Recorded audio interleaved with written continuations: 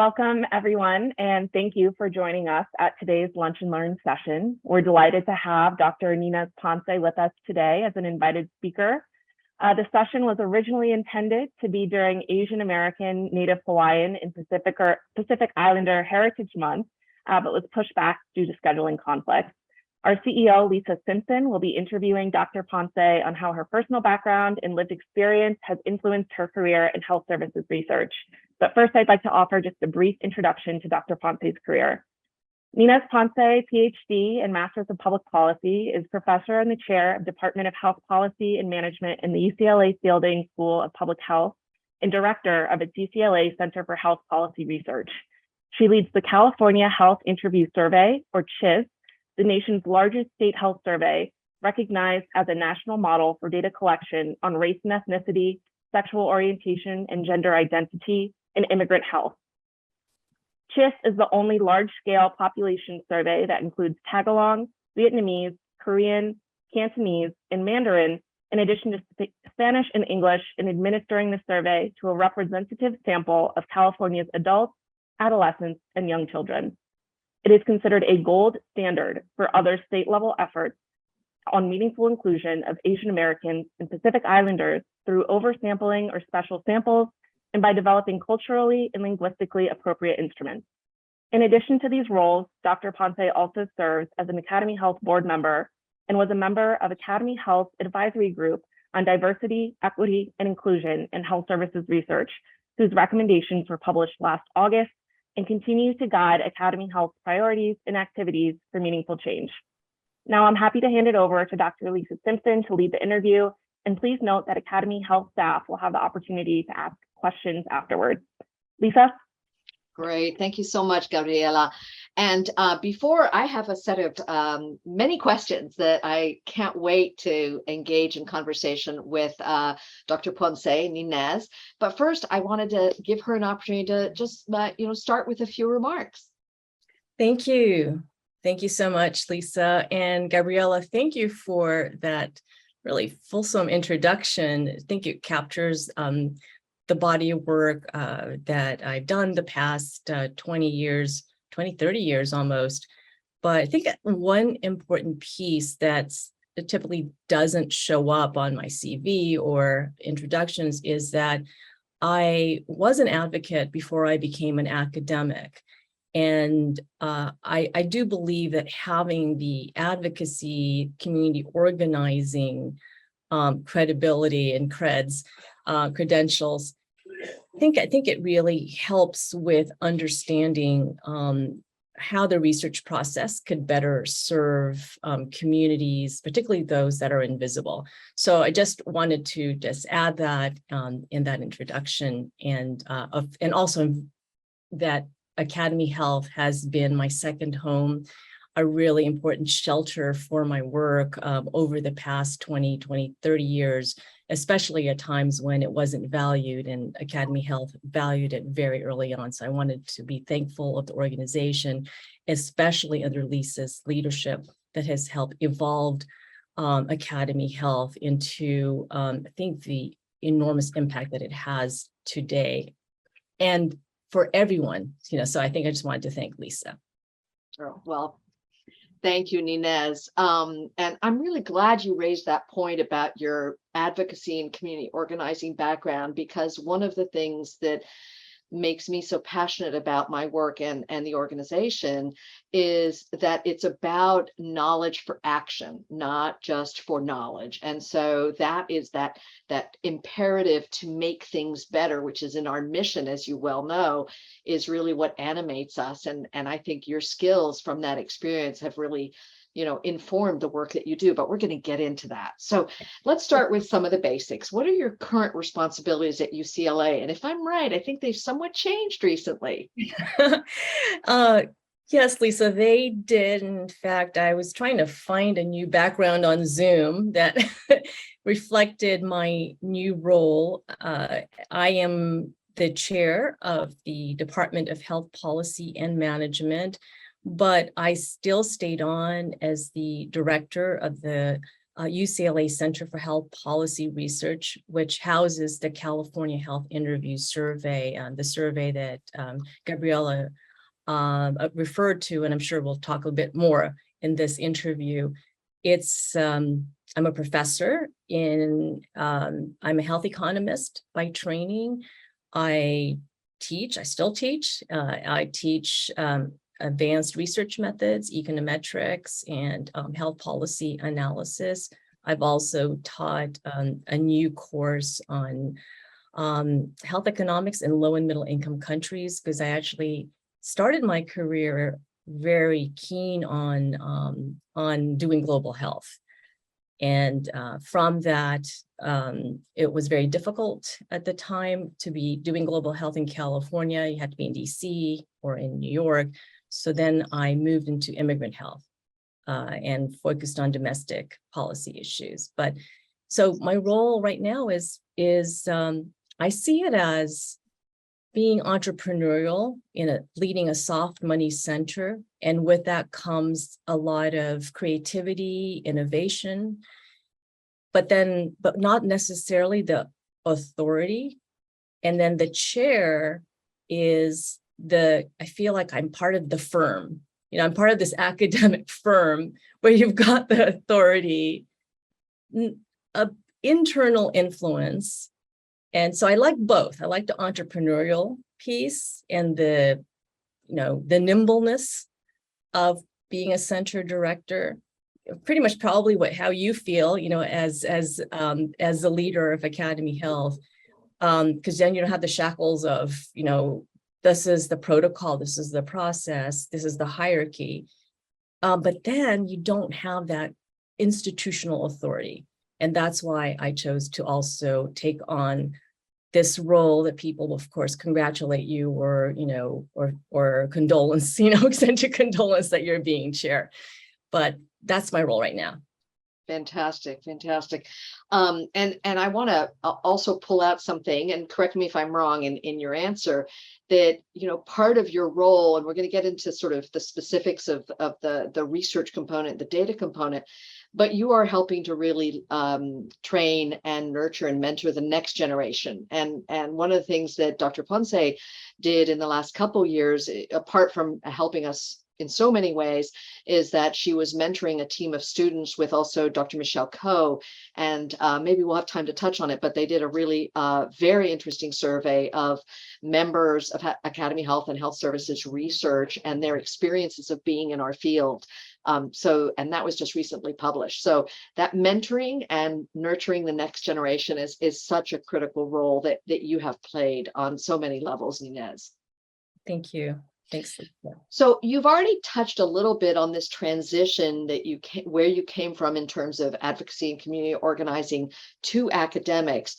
But what was it that sparked you to make that change? And particularly as you focus more and more on the sort of the counting and voice for Asian American and Pacific Islanders. I'd love to hear more about that. Thank you. Sure. So when, as I said, I wanted to, work in a low middle income country or work on global issues, poverty, fundamentally. I started looking for more domestic jobs on immigrant health, and I worked for, at that time, it was called the Asian American Health Forum. It is now called the Asian Pacific Islander American Health Forum. It's a mighty advocacy force right now nationally.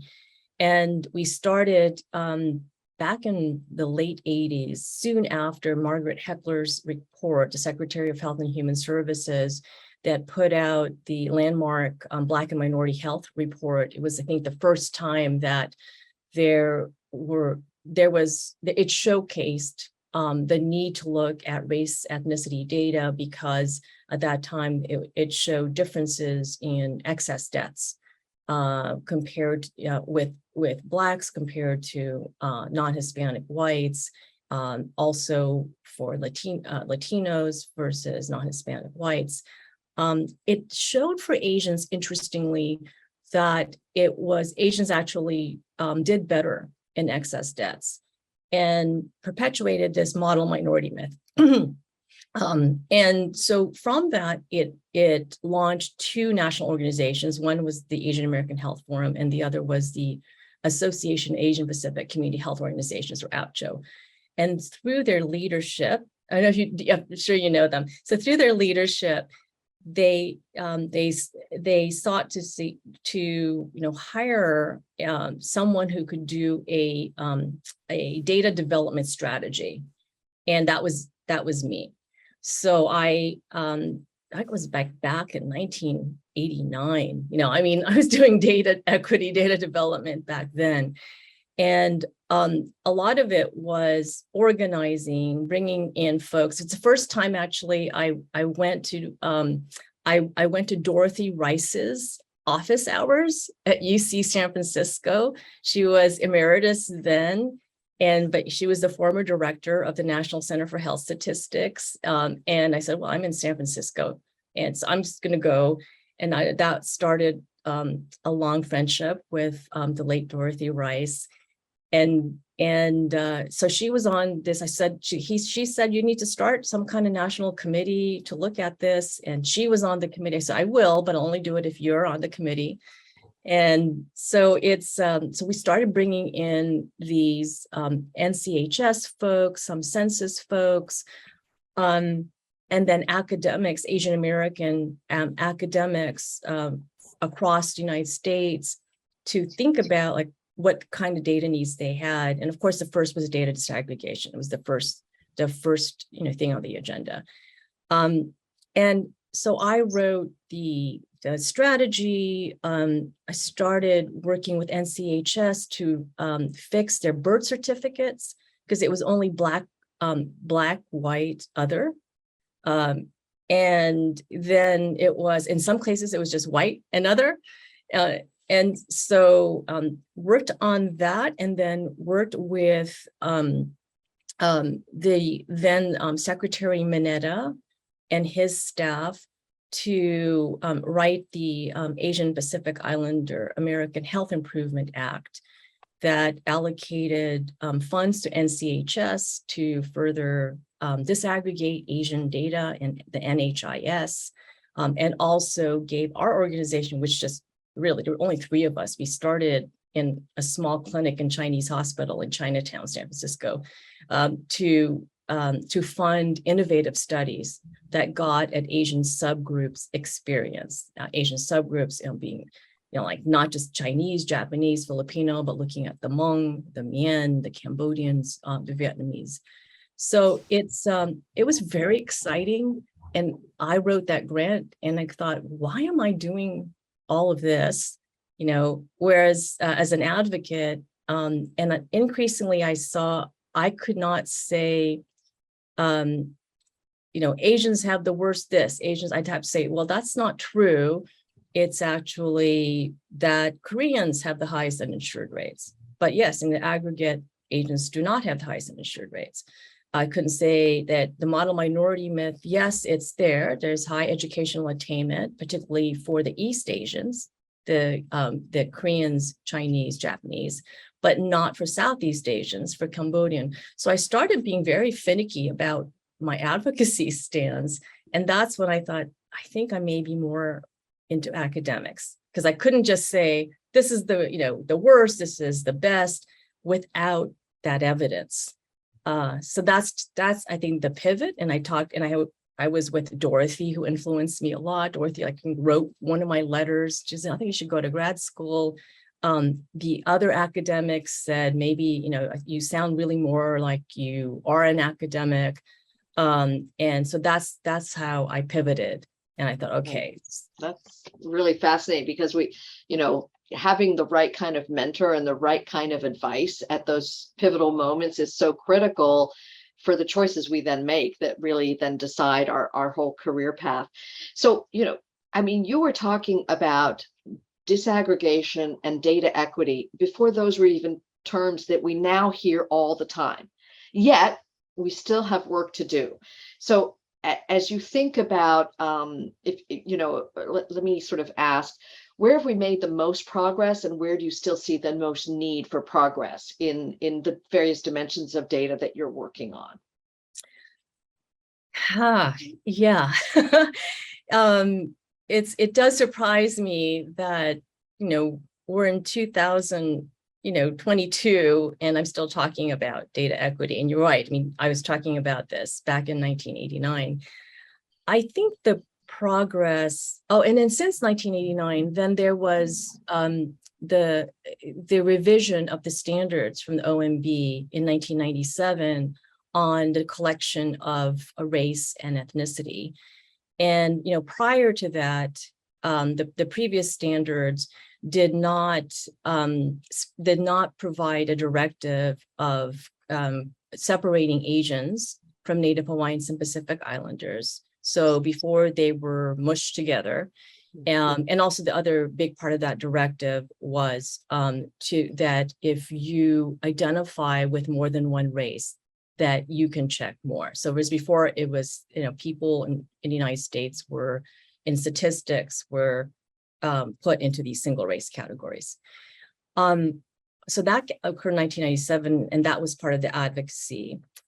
And so I think the collection piece, it seems that from, what I hear across, and I also right now have a data equity grant from Robert Wood Johnson Foundation on technical assistance, is that the collection piece is getting more granular. I mean, there are examples from New York City, from King County in Washington State, of course, Hawaii, which I know, Lisa, you've done your duty, wonderful duty in Hawaii, and it's and California. So there, in places, in some, in some states where there is diversity, that it seems to the collection piece, there's awareness of the collection piece. The reporting piece, though, so the collection is there, but once you report, though, it's because of course, disclosure risk concerns, and as statistical stability concerns, that then even though you collect as granular as possible, that it's not reported. And so I think the innovation, or like the creative thinking, is in how to make public use, how public facing data can ensure that there is visibility across groups. So it could be pooling data, pooling several years. It could also be, I also, did a report for ASPE on American Indian Alaska Native data infrastructure, is that the transaction costs of accessing data, if you're in a small group, are high. So it's no wonder that the insights that we see on disparities, on equity, are, do not depict a lot of the smaller groups because of the barrier of access to data. So I think where we've made progress is this awareness that the United States is becoming more diverse, and that there are identities that are hidden in these buckets, these large, these aggregated buckets. But then what to do with that, and how to make it, as you said, it's about evidence. And for me, it's like data shouldn't just sit on the shelf. So how to get that data out into action is, I think it's the next piece. And an important scaffolding, or not scaffolding, but an important, I think I'm going to say soul into that, is that it has to be community centered. So that's the piece that I also hear from survey leaders, survey custodians, heads of EHRs that come and ask me for advice, is that the community piece, they don't really know how to engage. They're starting to be aware. Some of them are starting to be aware, some data leaders, that you need the community engagement, but then how to do that in, in a meaningful way, and not a token way, so how to really make it authentic. So I think that piece is what we have to know. Yeah, that's a really good point.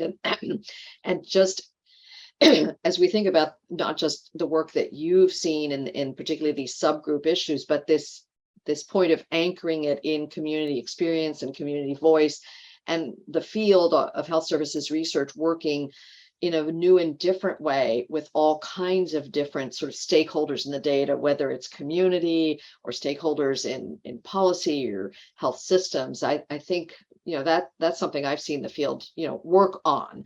We haven't got there yet, but try to do better at over the last decade. So that's good.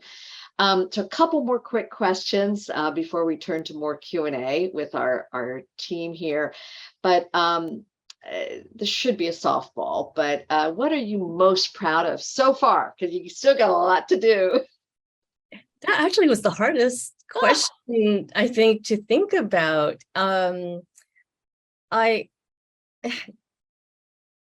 I think, as just like the term proud is sort of as a parent, as a grandparent, right? And so I'm taking it that way, that I am most proud of the work I've done that has allowed the next generation of researchers and leaders to thrive and to also feel that the work they're doing is valued. So that is from CHIS, the data infrastructure. Yeah, I mean, it's that I did a testimony for Ways and Means, and they found me because one of their interns had used the CHIS data, and this intern actually is actually a consultant, but said, I got tenure because of CHIS, because I wrote 10 papers, very interested in Asian American health. I'm just very proud of going to AcademyHealth and again, like the next generation coming and asking, telling me, oh, I use the data, or, I follow your work. So it's that I think I'm most proud of, that it outlives you, right? You're proud of the infrastructure, the support, the shelter, the opportunities that you've given to researchers, advocates, delivery, healthcare delivery leaders that, or I changed, I changed the way I thought about this issue because there was this data infrastructure that helped me. So that's what I'm most proud of. And recently, I know it is the other part of data infrastructure was building the Native Hawaiian Pacific Islander Data Policy Lab. So again, it's within my values of there was no data on NHPIs during the COVID pandemic, or if it was hidden in the API rubric. And bringing in new mentees from the Samoan, Tonga, Native Hawaiian community to work with me and showing them, this is from like data polls to data scrapes to what denominators to use, from the ACS American Community Survey to building Tableau to having a community engagement to having a town hall talk. It felt very fulfilling. Yeah. Yeah, all those building blocks, because you don't have the impact unless you focus on each of those details. And thank you for spelling them out, Ninez, because it's more than just a survey. It's so much more than that. So thank you. So you kind of alluded to this, but for purposes of, again, our team, tell us, you've mentioned AcademyHealth a few times, but you were also, involved in the interest group, and I have to say, of course, that you and the CHIS, the California Health Insurance Survey, received the AcademyHealth Impact Award for all the reasons that you've sort of alluded to, because it has enabled so much action and so much policy and has served as a model for other states. But tell me about some of the other things that you've done with AcademyHealth, so we can all kind of, you touch us and we touch you in all kinds of different ways, and want to just hear your perspective on that. It's I think, though, you highlighted the big milestones of my involvement with Academy, and of course now being a board member. AcademyHealth was, and interestingly, it was Tom Rice, Dorothy Rice's son, was my dissertation chair and my mentor, and said, you got to join Academy Health. So that was very early on. And it was, it actually, when I first started, it seemed, I don't know, it seemed like something I had to do, but I didn't feel as belonging into the organization.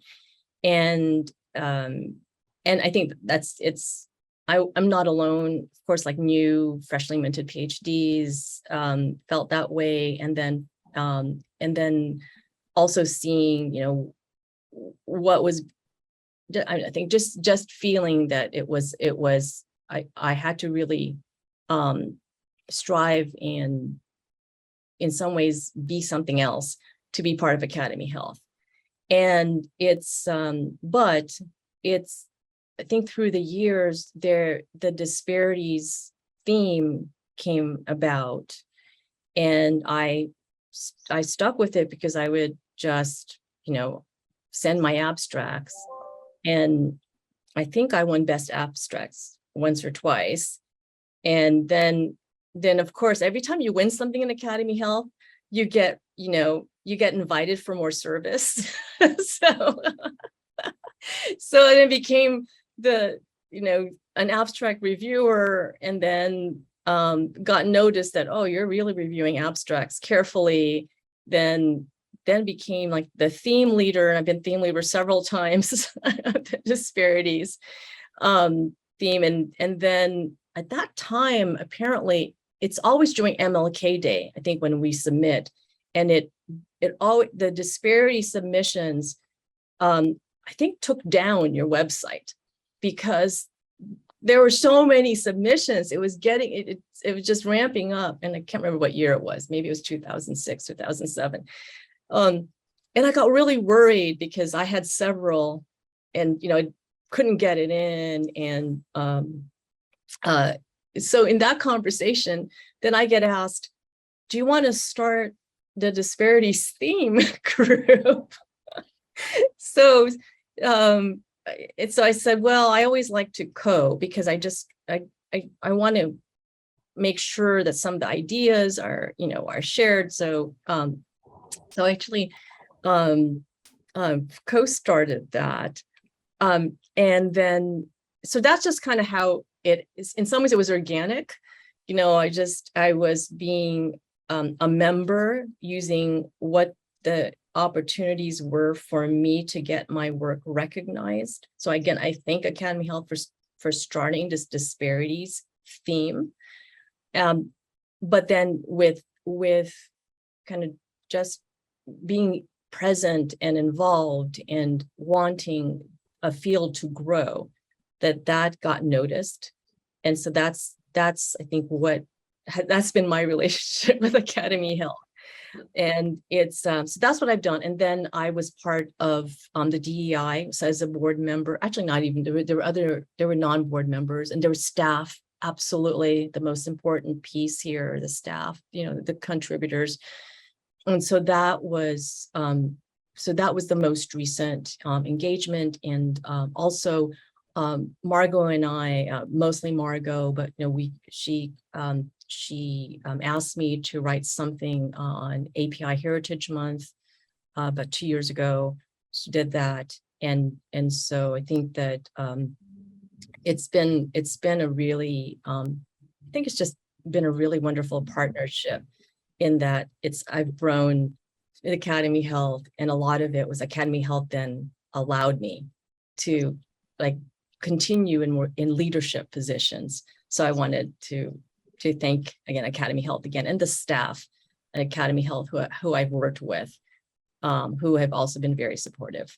And thank you. And I want to say it's we've probably grown more than you, because it's very much a give and take and a reciprocal relationship. And I thank you for outlining all the ways that you've been involved, because I think it really gives a sense of just all that there's so many ways that you can showcase your work and help your career, but then make change, because by elevating and included the voice of very diverse researchers and with showcasing issues of disparities and inequity, that's part of how we accomplish our mission, by elevating the work of you and others in the field.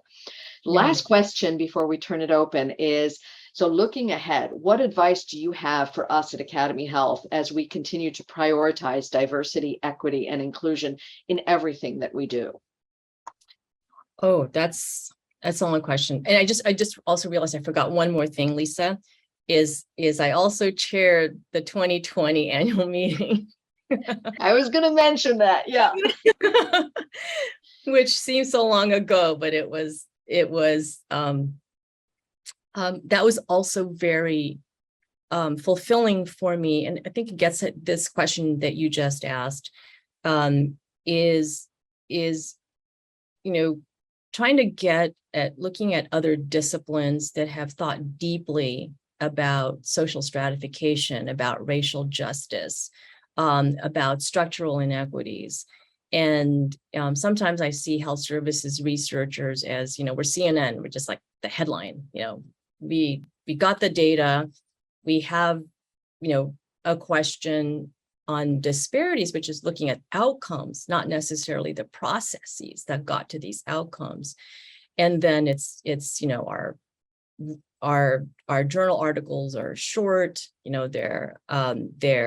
get to the punchline very quickly, but don't necessarily get to the conceptualization of, how these inequities were generated.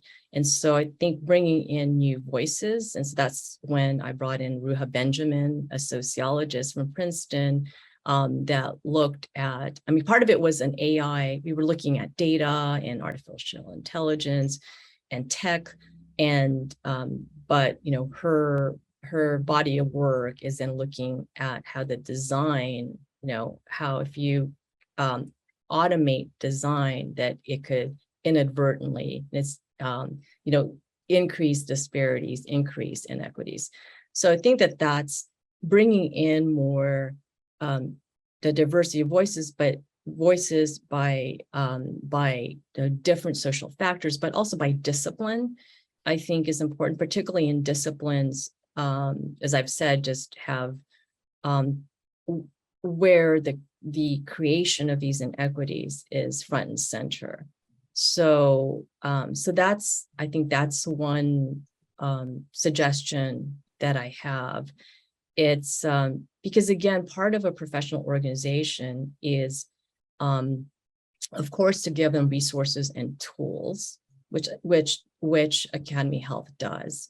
But sometimes those resources and tools may be grounded in perspectives and ways that may continue to reproduce and generate the same kinds of insights. So we need to then bring in voices that can help change or enrich or widen the ways that health services researchers think about solving a problem. Because we're really good at trying to figure out how to specify what the problem we're trying to solve is, and then solving that problem.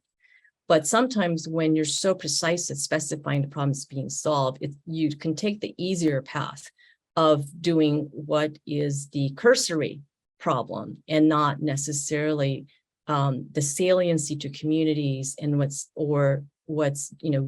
just deeply behind getting at why this problem started. So I think that and of course the workforce, and going back to the work that the students did under, I'm not going to take as much credit because I think really Michelle Coe did a wonderful job with the students, and it's getting at the workforce diversity issues, and it's detention, but it's also it's recruitment, but it's also retention. We want to make sure that health services researchers stay in the field, thrive in the field, and feel that they've made a contribution to the field.